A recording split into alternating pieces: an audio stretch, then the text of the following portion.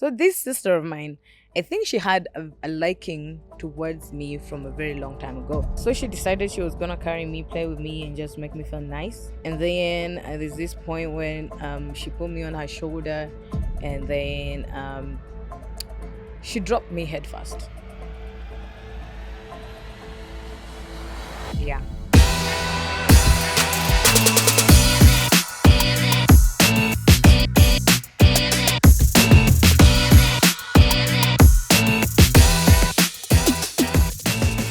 These are stories for the Lady Like Lusambili channel. Um, Great Baby Part 2. Previous one was Great Baby Part 1. This is Great Baby Part 2. And my name is Sharon Lusambili. Um,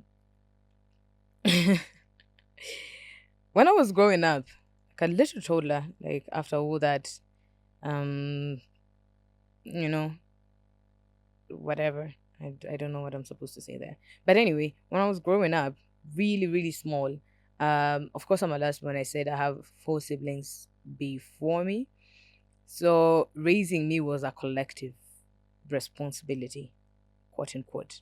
Um, my siblings would carry me, would, take care of me when my mom was going to shopping, when my dad is at work, feed me, bat me, and all that stuff, play with me. It was pretty cool. I think I was so little I couldn't know. So this sister of mine, me and her get along very well. Like I'm easy. I'm an easy person. If you don't get along with me, it's your fault. I think. Because it can never be mine. Anyway, so this sister of mine, I think she had a liking towards me from a very long time ago, from when I was a baby. So she had this thing of, I want to carry her, I want to carry her. She was not old either. She was just, like a girl, a little girl, like maybe when I was 6 or so months. She was like, I don't know, 6 years or something thereabouts. Yeah, so she decided she was gonna carry me, play with me, and just make me feel nice. And I think I was up for it. Like I said, I was like 6 months. So yeah, she went to the back of our house, our madhouse, and it was just chilling. Like she was throwing me up, swallowing me in her arms, like making me feel nice and all. And then there's this point when she put me on her shoulder, and then she dropped me head first. Yeah, just fell through her hands on her shoulder head first, on that other side of her back. And I know what some of you are thinking. you're like, you're like, no wonder she acts the way she acts because she was dropped head first when she was a child. Brother, it could have been worse. It could have been worse. Like, I mean, I came out fine. Look at me. Great baby, remember? Yeah. So I cried and cried and cried. She was freaked out for a while because my mom had left. And then, like, not left. My mom was just in the garden gardening and, looking for vegetables maybe to cook for dinner or something.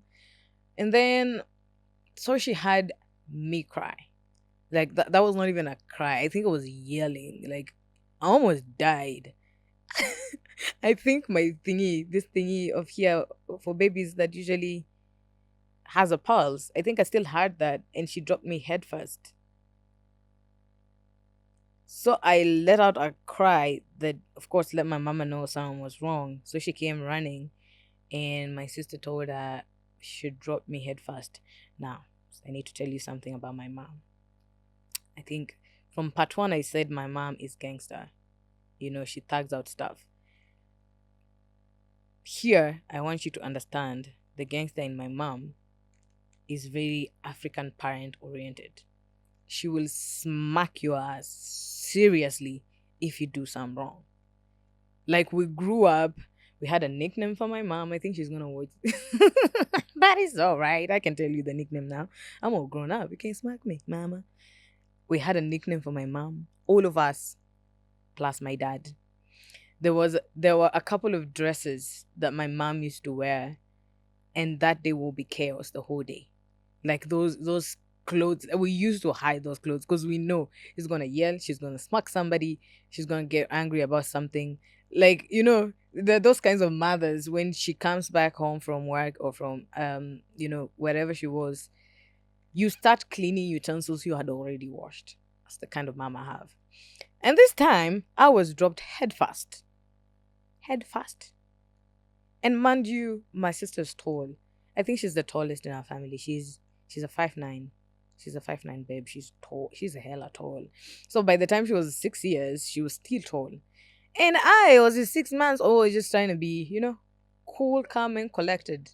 But no. Down in the sand. But I don't know. Like, I'm cool. I'm cool. I was not messed up in the head. Nothing broke. I didn't fracture my skull or anything. My mom looked at her again, and didn't say anything. Just picked me up, made sure I was fine, and then continued with our lives. She didn't smack her. That's a fucking miracle, brother.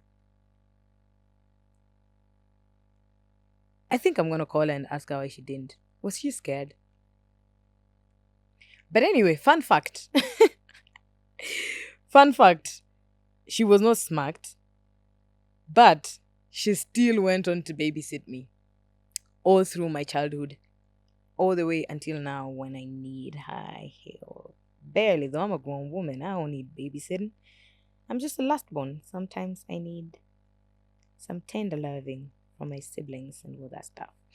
Bruh, they are so lucky to have a charm of a sister, a lively light, and a great baby like me, you know? And all of you who are imagining that I was messed up from that fall, I am here to tell you I was not. I think it made me smarter.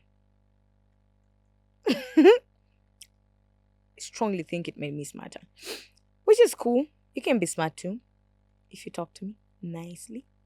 Have some tips. But anyway, yes, that's the story how I was dropped head first by my sibling when I was very little.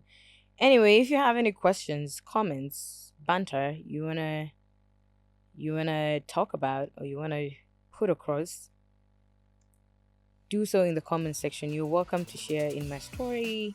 You're welcome to ask your questions. And I will be here to give you the answers and make it as exciting as it can. Grey Baby Part 2.